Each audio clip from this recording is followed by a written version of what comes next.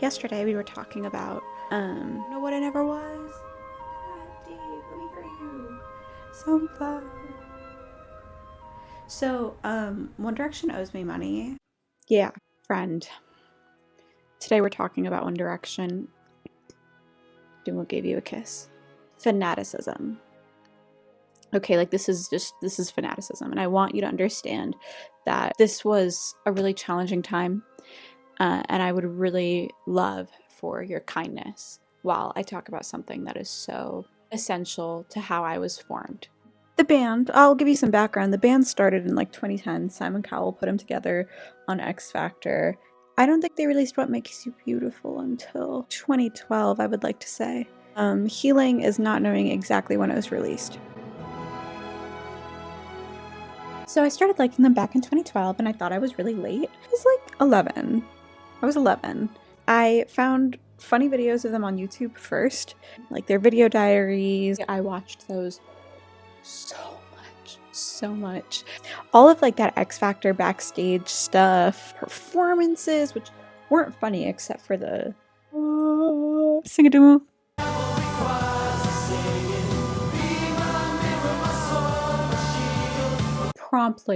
Promptly developed a crush on Louis, like immediately. She wants to know what our favourite chat-up lines are.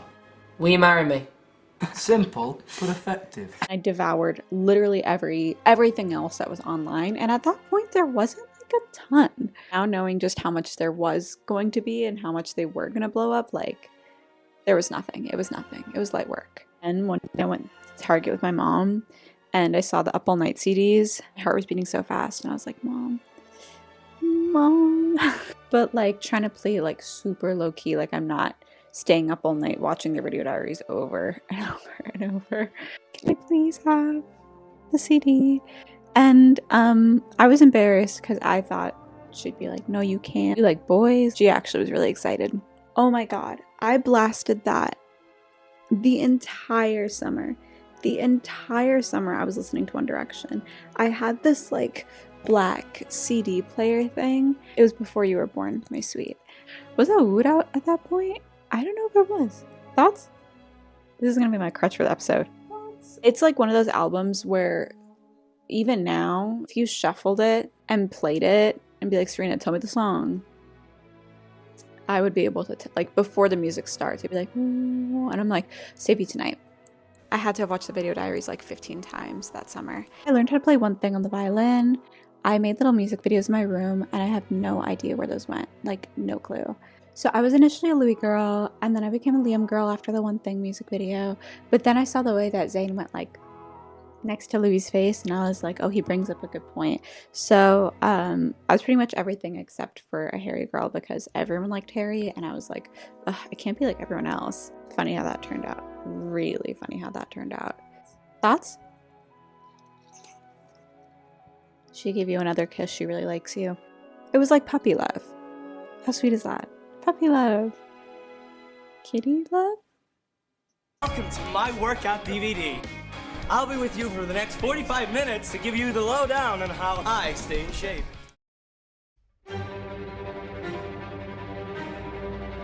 I'm gonna puke. We are on to 2013. I listened to them like feverishly in 2013. The One Direction movie also came out. Talk Dirty video. I was 12 maximum. A little weird to think about now, but I did just watch a video on PBS Origins. No, talking about how there's a secondary attachment that can form. It's not quite parasocial relationships, but it's like what adolescents do when they are kind of learning how to form attachments outside of their family for the first time.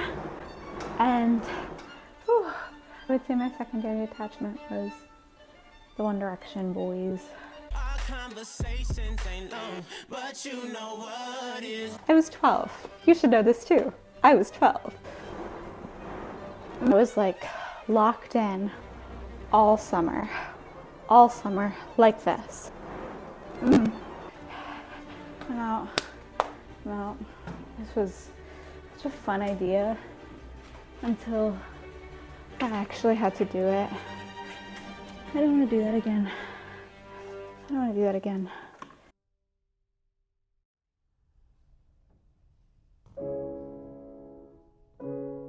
And we are still going good. Okay. 2014, hipster era. All right. Enter 5 Sauce. Also, Hozier and the Mortal Instruments. This is when I like found out about Amy Winehouse. So I fully embraced Stan Twitter. I had a close group of friends, and a lot of them were really into One Direction as well. Made it super easy to like really lean into fanaticism, which is really interesting because it took until I was surrounded by not just 1 or 2 people, but like a group chat of 5 people constantly texting about this.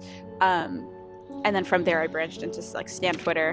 Whoa! From there I branched out into Stan Twitter, and I also, one of my friends got me into Tumblr, and I survived 2014 Tumblr. What? Fuck, man, so cool. One Direction was releasing so much content. Also, they were releasing like perfumes. They were riding the high of their movie doing well. They were just doing so much like fan content. This is what I was saying earlier. I thought there was a lot in 2012, but like 2014, I feel like it was an insane amount. Like it was crazy.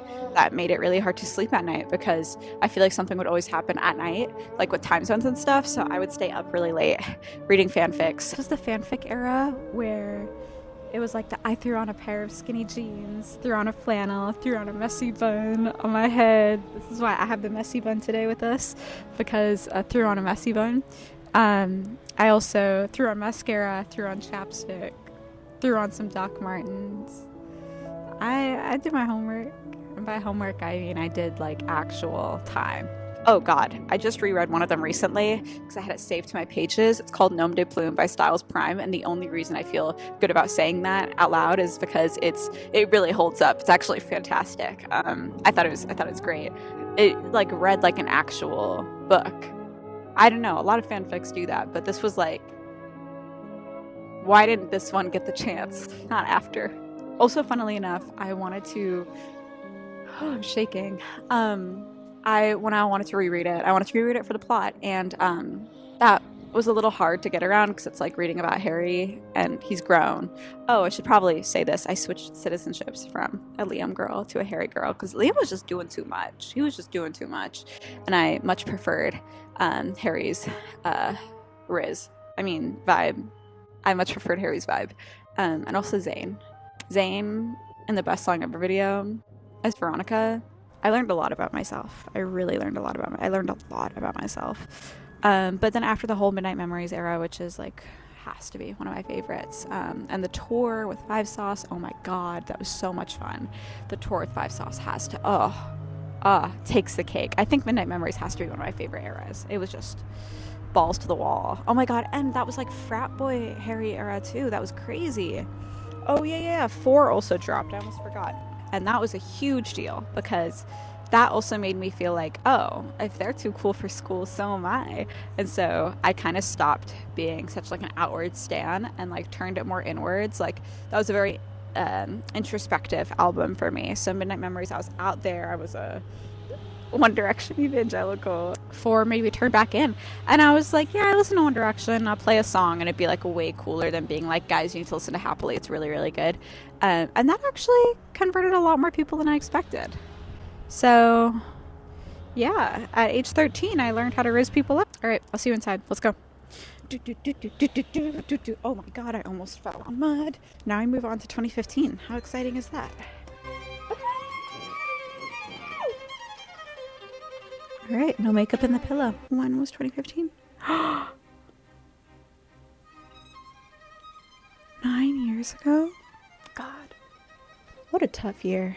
I mean, I'm pretty lucky that I was kind of out of the fandom a little bit. Like I was on the outskirts when Zayn left One Direction because I was a pick-me at that point in time. I was a pick-me. I have to own up to it. Okay. I was with a friend group that was really into like Marvel and stuff. I toned it down a lot. It became like music I like to listen to, but I wasn't completely and utterly invested, right? I was removed in a way that only God could really create. Thank God every day that I was on hiatus myself when Zayn left One Direction. I can't imagine how it would have been along with the mass hysteria, like my own feelings, it would just be too much. In June, I think. So, okay, during the school years, I tend to not focus on One Direction, but it would kind of hit as soon as summer hit. I'd be like, oh, let me check on them. And then snowball, and a week later, I'm like knee deep in Stan Twitter again. This is when I started making online friends.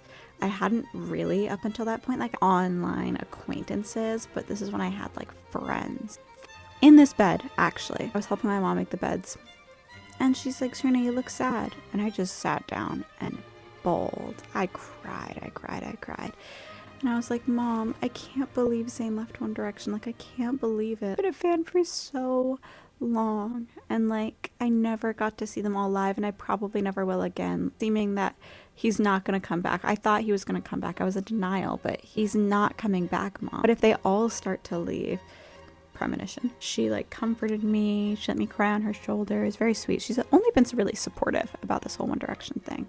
And I begged her, I'm like, Mom, please let me go to Otra. This is probably the last time they're doing anything. Please, please, please. She's like, yeah, sure, we'll go to Otra. We didn't end up going. We ended up going to a place called Wolfridge. It's an environmental learning center. And the entire time I was just like kind of heartbroken. And then she's like, no, I'll drive you to Chicago. And then we never went to Chicago. So I followed it all online. Like, if I was a Harry girl before, like, I think Otra did me in, because that was an experience. He was only wearing black and white shirts, and yet somehow I could still tell every show. I would be like, this was Minneapolis, this was Chicago. Like, I would look at the sky and I'd be like, oh yeah, that sunset, that was LA. What? Donated like $50 to the Malala Fund. This was the first piece of One Direction merch I ever got, was the prize you got for giving $50. So, and it didn't have Zayn on it. And I was like, what's the point? I was so delusional at this point. I was literally dreaming about One Direction. I only consumed information about them. I only listened to their music, or Five Sauce. I listened to a lot of Five Sauce. I had a little radio station that I ran for like 2 days that went kind of viral and had like thousands of listeners. And it was literally my phone had the app that was like the radio station, and my computer was playing the music. And so my phone was balanced on over my computer speaker. Girlies ate it up. They loved it. They're like, oh my God, play No Control. I'm like, okay. I also organized a meetup at the Mall of America. That was crazy. And I came dressed as 2012 Louis. I had red Toms, I had blue skinny jeans, and I had a striped shirt. Also, I couldn't tell you where I was when Zayn left One Direction. I could tell you where I was when Drag Me Down dropped. I listened to it, I screamed, I jumped in the pool. Like, it was pure serotonin. Like, medication could never. I've never been on antidepressants, but let me tell you, if it gives me half, a quarter, a tenth of the high I felt when Drag Me Down dropped. But I know for a fact it's not going to do that, because nothing could make me as happy. I also became a full-fledged Larry. I don't want to talk about this. That made me sick. And I don't know. Like, I scoffed at them before. I was like, guys, like, Larrys are so stupid. Something must have convinced me, because one day I woke up a Larry and I'm like, oh yeah, this is the truth. This is the way. This is the life. It's really weird to think about, because now that I'm older and like about, like, I would say about the age that they were when everything was going down, it would be kind of crazy to like be expected to be open about a relationship like that. Any relationship, it's crazy. Like, I liked my roommate for a month before I told my besties anything, and I tell my besties everything, but I was for a month. That's a long time for me. It's a long time for Elmo. I can't imagine if they were a thing, if they weren't a thing. Like, that's your coworker. That is your coworker. Oh God. So that fall, Made in AM, I was promoting it like I was their marketing, I was their management. History made me sob, like everything made me sob. I also got really into Tumblr, and this was also the first time, I think, when I entered the school year and I stayed really deep in everything. And they announced their hiatus.